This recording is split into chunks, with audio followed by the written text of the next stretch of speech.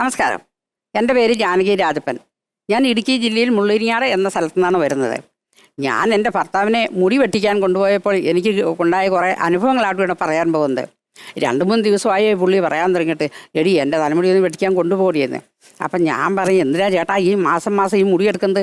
എത്ര വെട്ടിയാലും കിളുത്തു വരുന്നതല്ലേ ഈ സാധനം എന്ന് ഞാൻ ചോദിച്ചു. അപ്പം ചേട്ടൻ പറയുവാണേ, എടി ഞാൻ വയസ്സനാണെങ്കിലും ഒരു പുരുഷനല്ലേ, ഇത് തലമുടിയൊക്കെ വെട്ടിച്ചിട്ട് സുന്ദരനാക്കി ഇരുത്താൻ നിനക്കുമല്ലേ എൻ്റെ ഗമയെന്ന് ചോദിച്ചു. എന്നാൽ അങ്ങോട്ട് കൊണ്ടുപോയേക്കാന്ന് വിചാരിച്ച്. അപ്പോൾ ഈ പുള്ളി പറയുന്നിടത്ത് പുള്ളിക്ക് 71 വയസ്സെന്നാണ് പുള്ളി പറയുന്നത്. പക്ഷെ കാഴ്ചയിലൊരു 90-95 വയസ്സൊക്കെ പറയും. പക്ഷേ ഈ വയസ്സിൻ്റെ പ്രായം, ഞാൻ ഈ പ്രായം പറഞ്ഞ് ഇവിടെ അറിഞ്ഞാൽ മതി. പുള്ളി എങ്ങനെ പറഞ്ഞാൽ ഞാൻ അവിടെ ചെല്ലുമ്പോൾ എന്നെ ഓടിച്ചിട്ടും മറ്റൊന്നും പിടിക്കാൻ നടക്കില്ല. പക്ഷേ എന്നെ വലയിട്ട് പിടിച്ചെങ്കിലും പുള്ളി തല്ലും. എന്തായാലായിക്കോട്ടെ, ഇത് ഇവിടെ ഇരിക്കട്ടെ.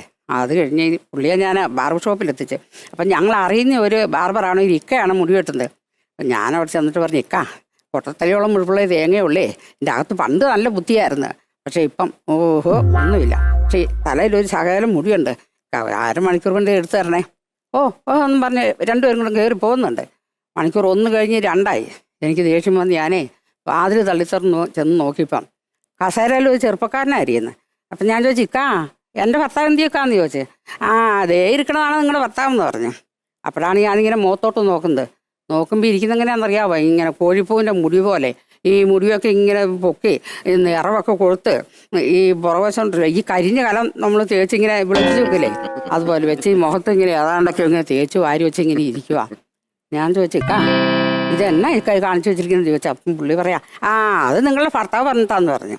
ഇത്രയും പണിയൊക്കെ ചെയ്തതിന് എത്ര രൂപയാകുമെന്ന് ചോദിച്ച്. പുള്ളി വരുന്ന 1500 രൂപ ആകുമെന്ന് പറഞ്ഞു. അപ്പം ഞാൻ പറഞ്ഞു, ഇതൊന്നും അറിയാതെയാണേ ഞാൻ വന്നത്, ഒരു 1000 രൂപ ഞാൻ തരാമെന്ന് പറഞ്ഞു. അങ്ങനെ പറഞ്ഞപ്പോൾ അത്രയും നേരം ഇരുന്ന് ഭർത്താവിനോട് പറയുവാണ്, എടി ഇവിടെ കൊണ്ടുവന്നിരുത്തി വില പേശാനേ ആടുങ്കന്നാലും ഒന്നുമല്ല, ഞാൻ 1500 രൂപ കൊടുക്കണേന്ന് പറഞ്ഞു. എന്നാണല്ലോ ഞാൻ ഈ 1500 രൂപയും കൊടുത്ത് ഈ പുള്ളിയും കൊണ്ട് റോട്ടിൽ ഇറങ്ങിയതും സ്കൂൾ വിട്ട് പിള്ളേരുടെ വരവും ഒപ്പമായിരുന്നു. ഈ മുടിയെല്ലാം ഇങ്ങനെ വെട്ടിച്ച് ഇങ്ങനെ നിൽക്കുന്നത് കണ്ട്, ഈ മുഖത്തെല്ലാം വാരി തേച്ചിരിക്കുന്നത് കണ്ട് ഈ പിള്ളേർ ചിരിയെന്നൊന്നും നമുക്ക് പറയാൻ പറ്റില്ല കേട്ടോ, ചിരിയോട് ചിരി, വീട്ടിൽ പോകാതെ വട്ടം കൂടി എന്നാണ് ചിരിക്കുന്നത്. എനിക്കിപ്പോൾ ഈ കുട്ടികളോടും ദേഷ്യം വന്ന് എൻ്റെ കെട്ടിയനോടും ദേഷ്യം വന്ന് വിരിയാനെ വിളിച്ചുകൊണ്ട് ഞാൻ വീട്ടിലോട്ട് പോയി.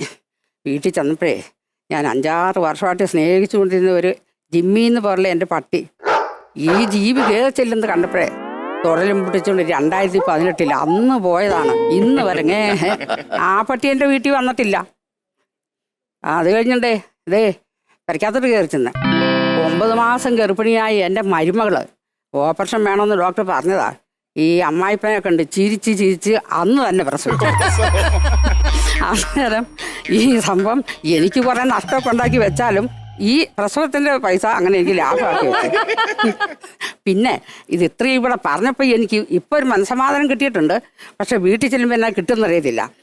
പിന്നീട് ഇതുവരെ എന്നോട് മുടി വെട്ടിക്കാൻ കൊണ്ടുപോകാൻ പറഞ്ഞിട്ടുമില്ല, ഞാൻ കൊണ്ടുപോയിട്ടില്ല. ഇതാട്ടോ എൻ്റെ മുടി. ഈ പുള്ളിയുടെ മുടിയുണ്ടല്ലോ ഇങ്ങനെ തുളുമ്പി ഇങ്ങനെ കിടക്കുവാണ്. ഇത് ഈ സമാധാനമൊക്കെ എനിക്കുണ്ടെങ്കിൽ ഇനിയിപ്പം വീട്ടിൽ ചെല്ലുമ്പോഴത്തെ കാര്യമൊക്കെ എനിക്ക് പേടിയാണ്. ഇത്രയും കാര്യങ്ങളാണ് എനിക്ക് നിങ്ങളോട് പറയാനുള്ളത്. നന്ദി, നമസ്കാരം.